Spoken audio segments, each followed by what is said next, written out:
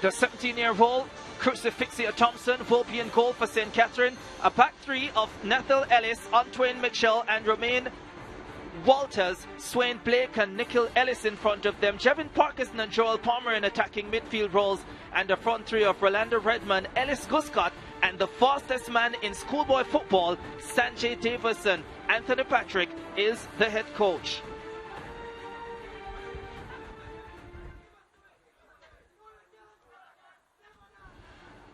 Mona make one change to the side that spanked Papine by 10 goals to nil. Torena Grant replaces Tyree Muirhead. The captain Akeem Bernard in goal. Daquan Collins, Shanafi Smith, Kenelda Brown, Romarian Thomas, St. Pinot, Demoy Whitfield, Rabina Gordon, Carlton Brown, Grant and Matthew Hibbert.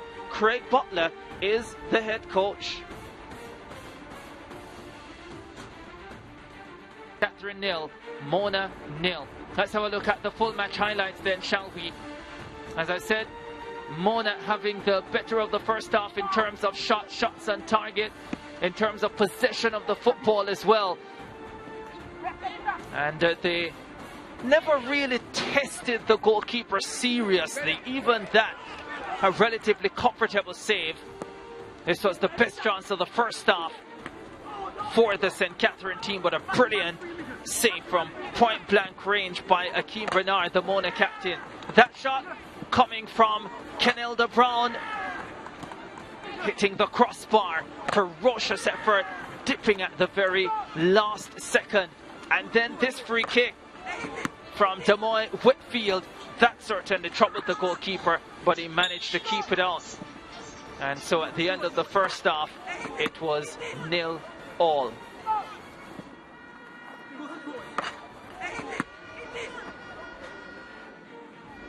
Second half now, and Mona once again came out with purpose. This free kick hit hard, but straight to Thompson.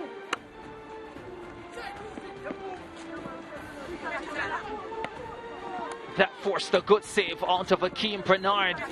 The shot coming from Nikhil Ellis.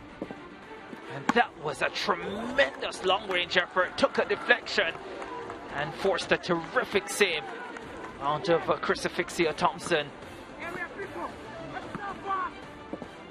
Coming off the crossbar and behind. And it was a tremendous shot. 0-0 at the end of it.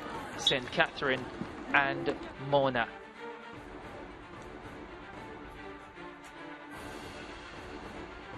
"28 shots in the match, 22 of them to Mona, 9 shots on target, 8 by Mona, 29 fouls in the contest, 15 committed by Mona, 14 by St. Catherine, 4 yellow cards, 2 apiece, 9 corners, 5 to Mona, 4 to St. Catherine, 8 saves made by the St. Catherine High goalkeeper Crucifixia Thompson, and a 52% possession to Mona, 48 to St. Catherine. Actually dwindled because at the end of the first half it was 55-45 in favour of Mona. Well, let's find out from Gerard Morris-Seeley who the player of the match is.